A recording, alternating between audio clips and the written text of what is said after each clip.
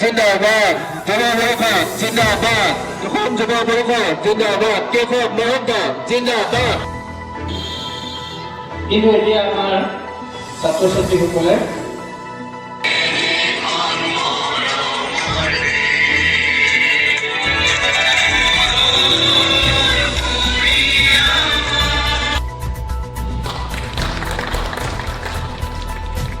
ডাঙৰীয়াকে ধন্যবাদ জ্ঞাপন কৰিলোঁ।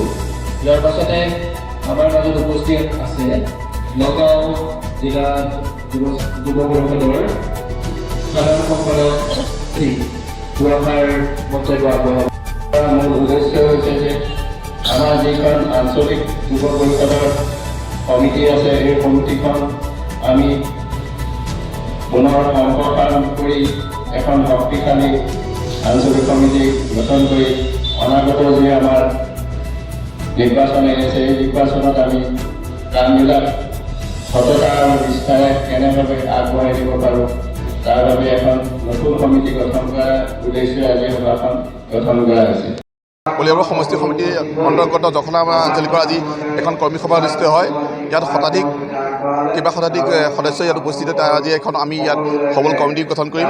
এই কমিটিখনে অনাগত দিনত কলিয়াবৰ উন্নতি হকে কিছু মাননীয় তথা ইয়াৰ বিধায়ক মাননীয় মন্ত্ৰী কেশৱ মহন্তৰ হকে কাম কৰি যাব আৰু এই কমিটিখনে কলিয়াবৰৰ লগতে জখলাবন্ধাৰ সৰ্বাংগীন উন্নতিৰ কাৰণে কাম কৰি যাব। ইয়াক ধন্যবাদ। দলৰ অন্যতম ভাতৃ সংগঠন অসম যুৱ পৰিষদৰ জখলাবন্ধা আঞ্চলিক সমিতিৰ আজি এখন বৰ্ধিত সাধাৰণ সভা অনুষ্ঠিত হৈছে।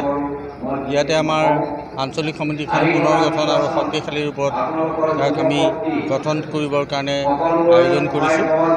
আগন্তুক নিৰ্বাচনত অসম বিধানসভাৰ যি সাধাৰণ নিৰ্বাচন 2026 চনৰ এপ্ৰিল মাহত অনুষ্ঠিত হ'ব, এই নিৰ্বাচনত আমাৰ দলক এক শক্তিশালী অংগ হিচাপে অসম যুৱ পৰিষদৰ এই আঞ্চলিক সমিতিখনে যাতে সহযোগ আগবঢ়াব পাৰে তাৰ কাৰণে আমি এই পুনৰ্গঠনৰ উদ্দেশ্য কৰিছোঁ।